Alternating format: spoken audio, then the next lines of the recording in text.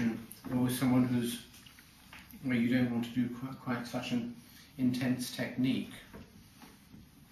And you can use, here we're talking spinal mobilisations, we're talking facet joints, and we're also talking rib mobilisation, so we're very much down in the bony structure.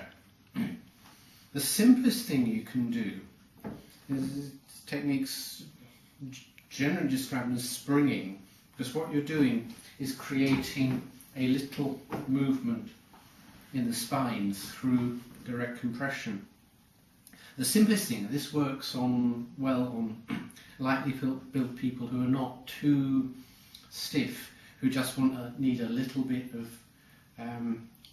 movement coming into their spine, is simply with the heel of the palm of your hand, one other side of the spine, contacting the transverse processes. And this is something I would tend to do on the out breath. As they breathe out, is you just sink in deep enough to give a little spring in the spine and out again. It almost looks like doing a shiatsu technique. But the point is that you need to feel the bony structure and move it slightly.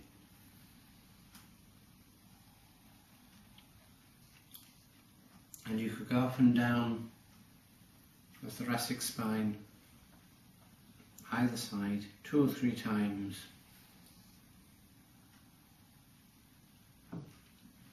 Just getting that little bit of movement.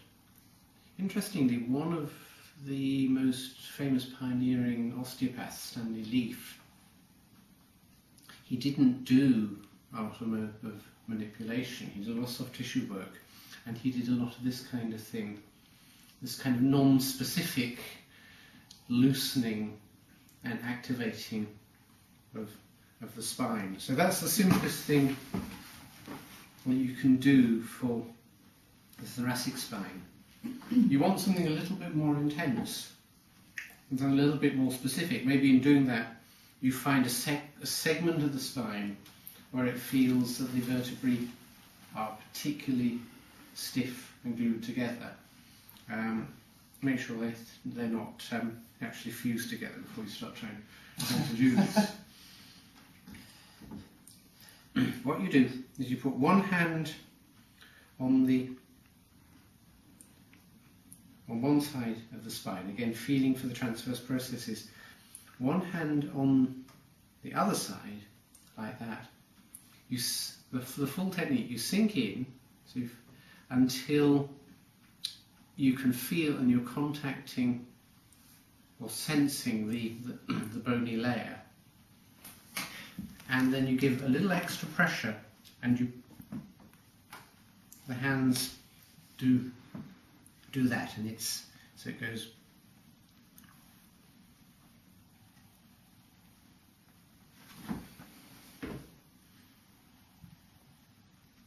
And there's a little twist in there as well, so it's sink,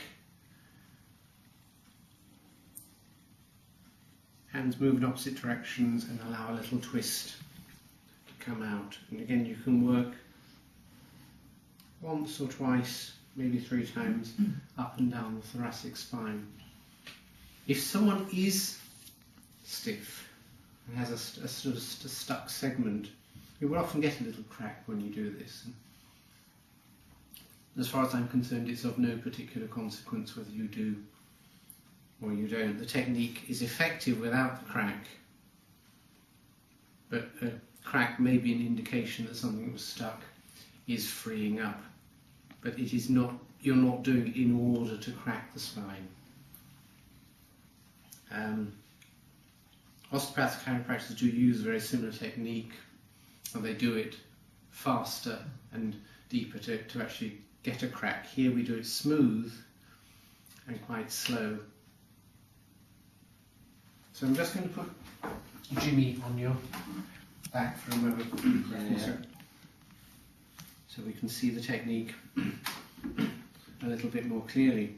So one hand is contacting the transverse process there, and one there, and pressure, which creates a little movement in that direction, separation, which creates that, and little twist just amplifies that, so we get a kind of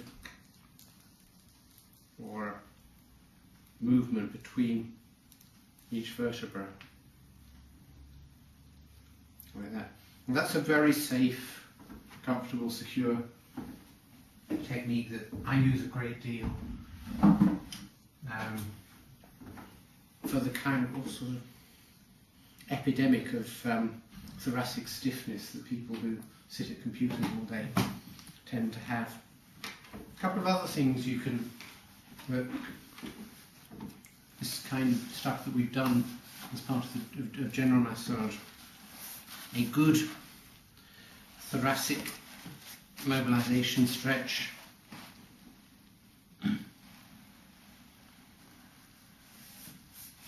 This works best on the lower thoracics. So this hand is creating a pivot point or fixed point. The other arm draws the chest and the shoulder back, and again you just get a little movement of flexion in the spine as you do it. Okay, you pop that down again where it's comfortable. So another one, we take the arm up like this, and from this position we do the same that we did with the first one. And this, because this is just creating a little extra movement in the thoracic spine. Just let your arm relax briefly, that's good. This is just a slightly stronger technique. The third one, again from the general massage work, we pick up the pelvis, and again this is lumbar into lower thoracics, but certainly any stiffness in the lower thoracic area responds very well. And you can have your hand on either side of the spine and the effect is slightly different.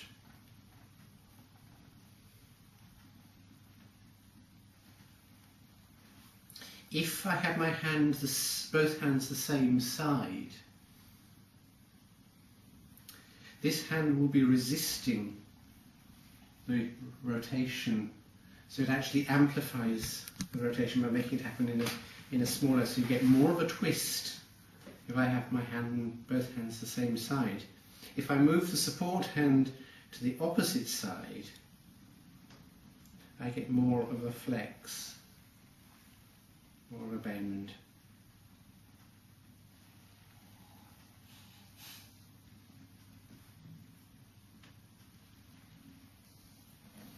So that is very effective release for this whole area.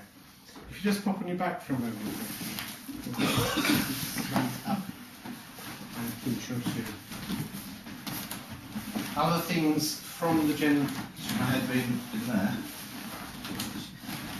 Put in the pillow if it's going to be in there.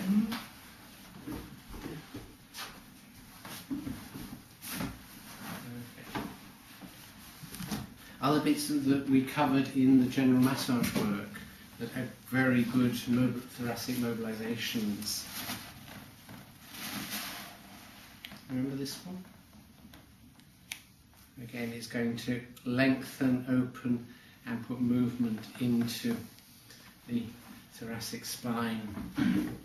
And this one. Oh, that's nice. And indeed, just roll a little bit to your left. Just so you roll your rib cage to your left. Oh, That's sorry. it. Just hand that into the right. We can also do a little stretching this way. But these are things we covered in the general massage, but here we can see how they're going to be useful as part of a release for the thoracic spine, for the ribs and whatever.